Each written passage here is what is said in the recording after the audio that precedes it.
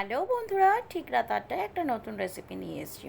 প্রত্যেক মায়েদের বাড়িতে সকাল হলে বা সন্ধে হলেই সবার একটা চিন্তা থাকে যে ব্রেকফাস্টে বা স্ন্যাক্স আইটেমে কী বানিয়ে দিই। তো চলুন আজকে চাউমিন নয়, পাস্তা নয়, একটা ঘরেই রুটি দিয়েই আমরা একটা নতুন দুর্দান্ত স্টাইলের রেসিপি বানিয়ে নেব, যেটা খুবই সহজে বাচ্চা বড় সকলেরই ভালো লাগবে এবং পেটটাও ভরবে।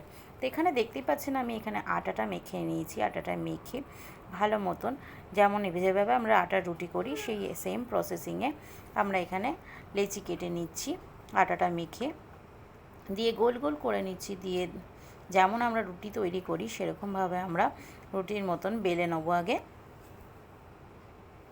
দেখুন এভাবে গোল গোল করে বেলে নিতে হবে। প্রতিটা রুটি এভাবে গোল করে আমি বেলে নেবো।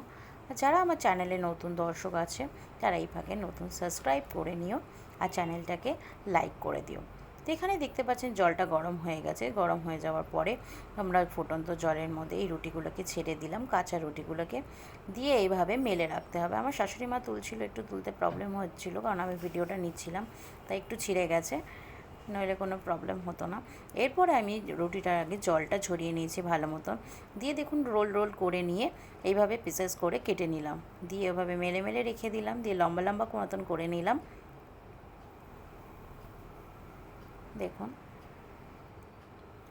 আমার সমস্ত আটার রুটিটা আমার এভাবে কাটা হয়ে গেছে। তারপর আমি দিয়ে দিলাম এখানে রিফাইন্ড অয়েল। এখানে দেখুন মজাদার ব্যাপার এটাই, যেখানে আপনি যে কোনো সবজিও ব্যবহার করতে পারবেন। এদিকে আটার রুটিও খাওয়ানো হলো বাচ্চাদের, দেখতেও সুন্দর লাগলো এবং অন্যরকম নতুনত্ব বাচ্চারা খেতে পেলো এবং আপনিও একটি নতুন রেসিপি শিখে নিলেন।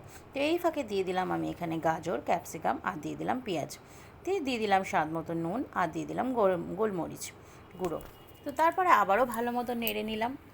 দেখুন প্রায় ফ্রাই হয়ে এসছে। দিয়ে দিলাম একটু কাঁচা লঙ্কা আর দিয়ে দিলাম ধনেপাতা।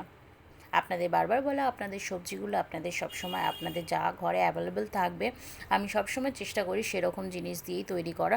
তো আপনাদের কাছে যখন যা সবজি থাকবে সেটা দিয়েই করতে পারেন।